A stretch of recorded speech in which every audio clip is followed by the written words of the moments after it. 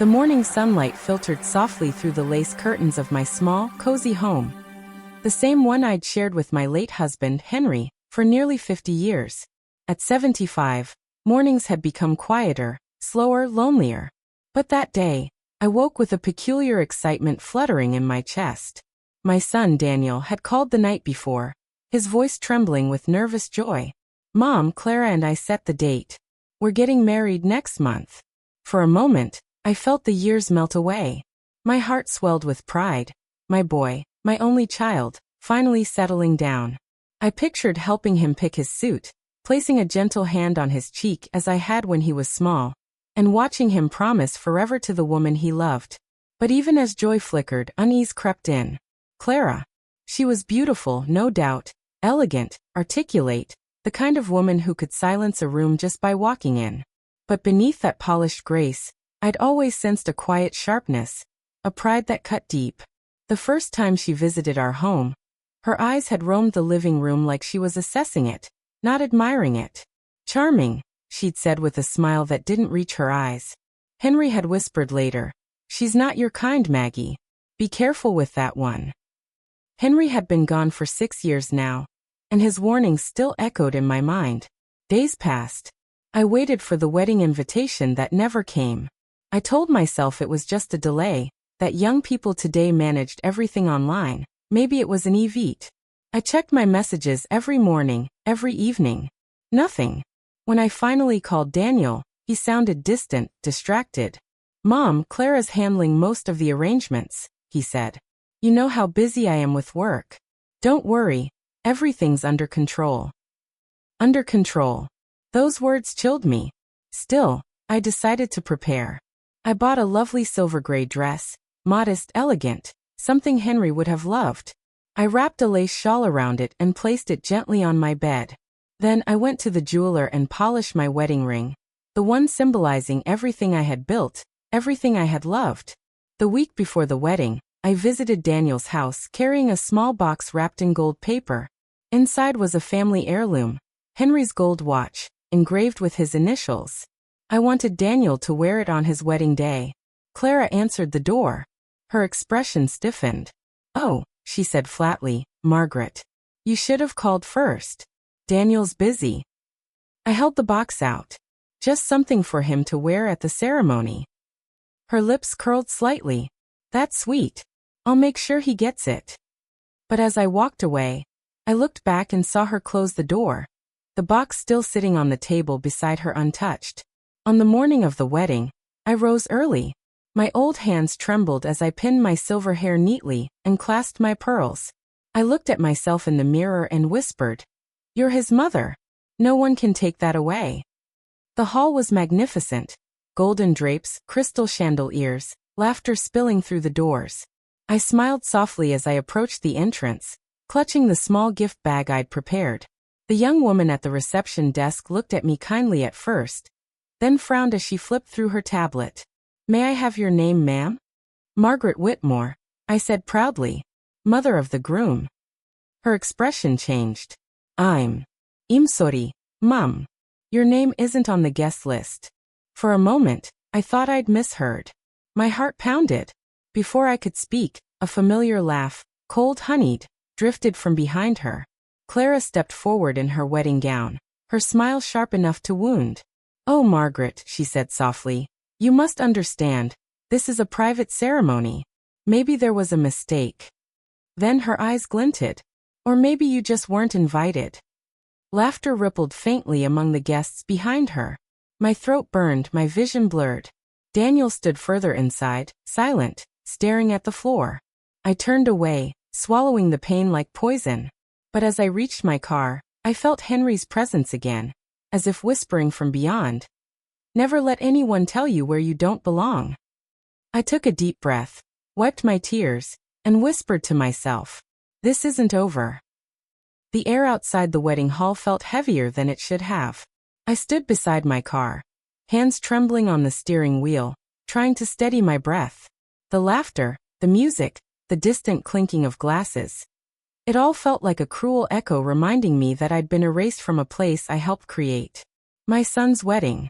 My only child. For a few minutes, I just sat there, staring through the windshield, unable to move. A part of me wanted to drive home, curl up in the quiet safety of my living room, and cry until the ache dulled. But another part, the one that had survived losing Henry, raising a son alone, and fighting for every bit of dignity life had left me, whispered, "Don't let them have the last word." I reached for my handbag, and inside, my fingers brushed against a folded piece of yellowed paper. A letter Henry had written years ago. He'd left it tucked inside his Bible, found after his passing. I unfolded it, and his handwriting stared back at me. "Maggie, the foundation you built is our legacy. Protect it with everything you have, even from those who forget who helped them rise."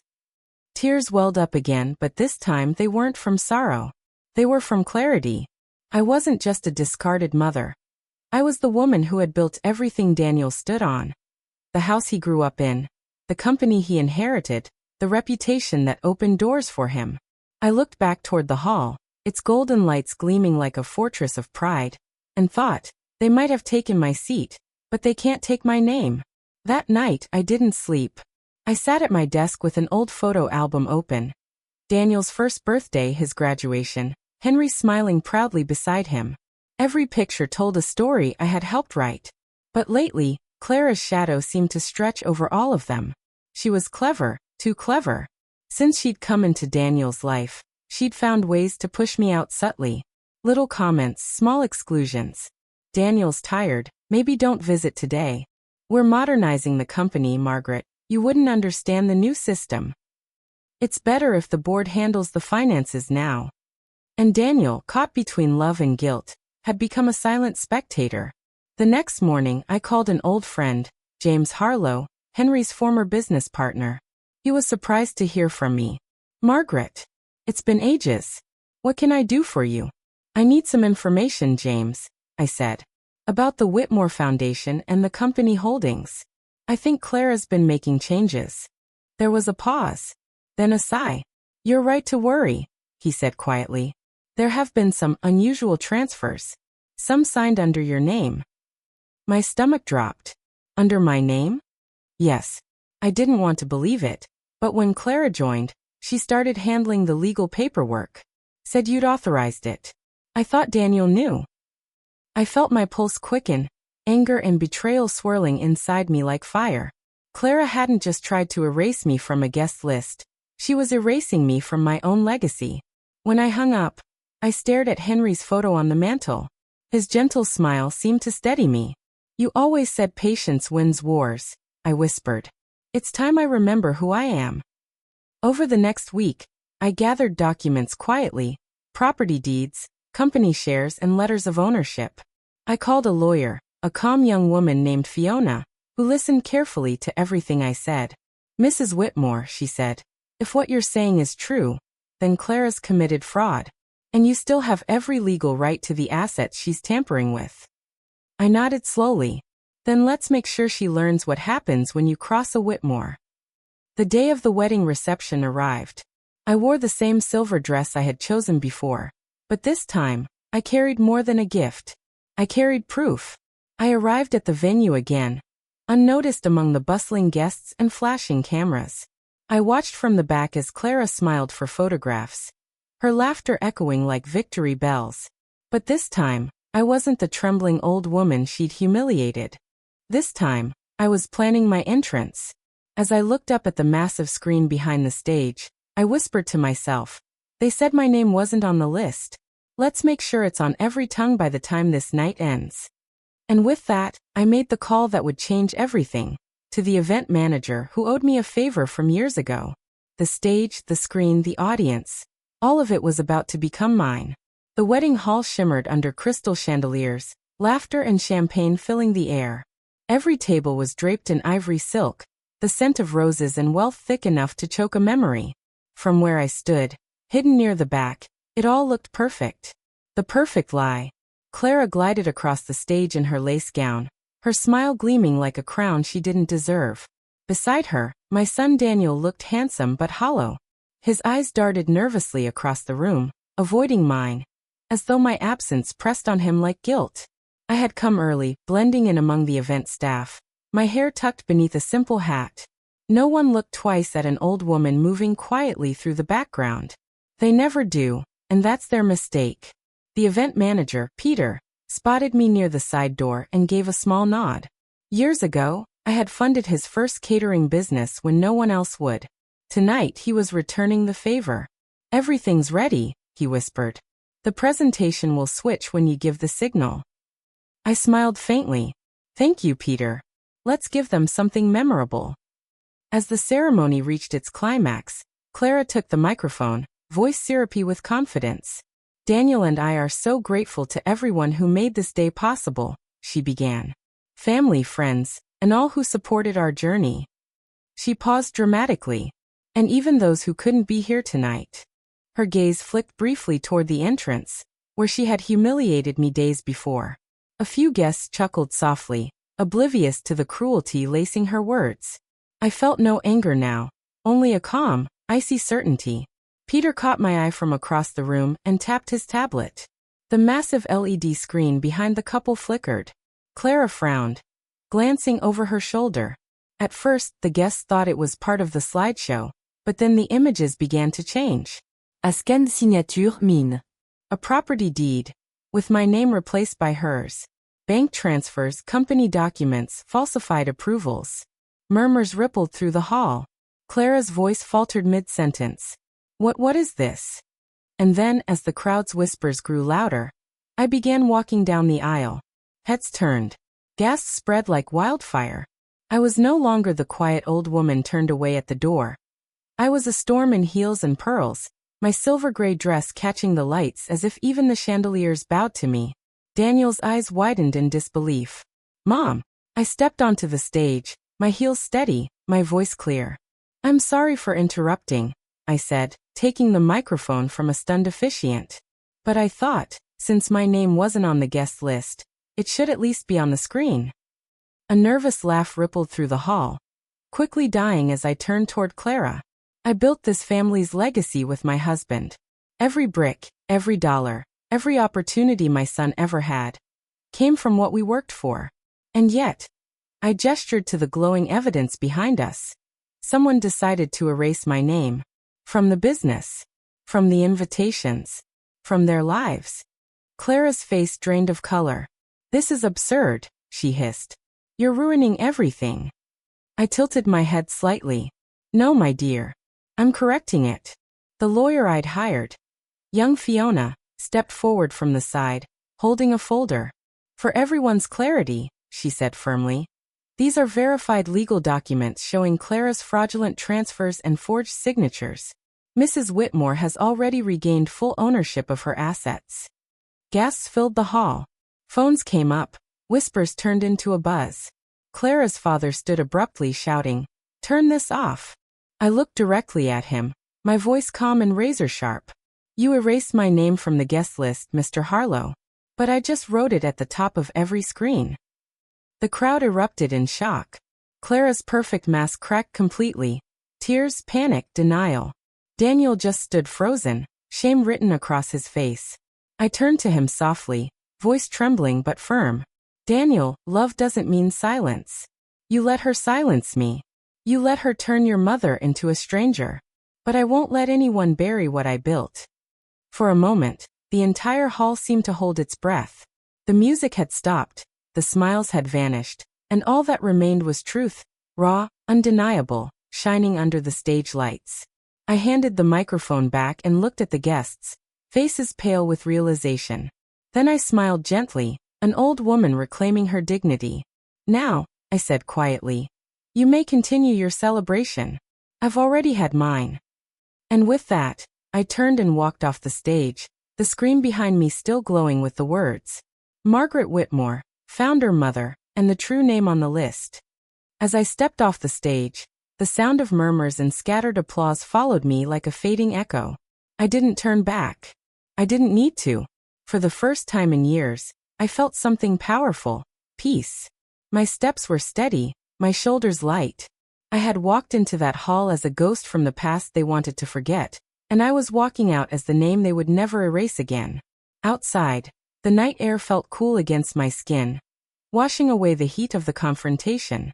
The moon hung low and full, bathing the marble walkway in a soft, forgiving light. I looked up at it and whispered, "You would have been proud, Henry." My driver, the same one who'd worked for our family for 20 years, opened the door. "Everything all right, Mrs. Whitmore?" he asked gently. I smiled. "Better than all right, James. Let's go home." When I reached my house, silence greeted me, but it wasn't the same hollow silence that had haunted me before. This was different. This was the sound of dignity settling back into its rightful place. I poured myself a cup of tea, set it beside the piano Henry had gifted me on our 50th anniversary, and ran my fingers softly over the ivory keys. Then I played. The melody was the same one I used to hum to Daniel when he was little, a song about courage, about finding light even when surrounded by shadows. I played until my hands stopped shaking, until the bitterness inside me softened into something bittersweet. A knock came at the door sometime past midnight. I almost didn't answer. I thought it might be one of the reporters already circling the scandal. But when I opened it, Daniel stood there. His eyes were swollen, his tuxedo jacket unbuttoned, his face pale with shame. "Mom," he said, voice cracking. Can I come in?" I didn't speak for a moment. Then I nodded slowly and stepped aside. He walked in, his gaze drifting to the piano, the family photos, the memories that still filled every inch of the house he'd grown up in. He looked smaller somehow, like the little boy who used to run to me after every scraped knee. "I didn't know," he whispered. "About the papers, the transfers. She told me it was business restructuring. I thought," his voice broke, "I thought you were just overreacting." I set my teacup down and looked at him calmly. "You didn't want to see Daniel. There's a difference." Tears filled his eyes. "You're right. I let her twist things. I let her make me think you were in the way. I can't undo that, Mom. But I am so sorry." I reached out and took his hand. The same hand I'd once held crossing the street, the same one that had held his father's casket years ago. "Apologies are good, Daniel," I said softly. "But learning is better. Don't ever let love make you blind to truth again." He nodded, wiping his eyes. "I've filed for an annulment," he said quietly. "Clara's family is facing charges. It's all falling apart." I sighed, both in sadness and in relief. That's not my victory to celebrate. My revenge ended when I walked off that stage. He looked confused. "You call that revenge?" I smiled faintly. "Yes, but not for the reasons you think. Revenge isn't about hurting someone back, Daniel. It's about reminding them, and yourself, who you truly are." He lowered his head. "Can I come by tomorrow? Maybe bring dinner? Just us." I hesitated, then smiled softly. "You don't need an invitation, dear. This is still your home."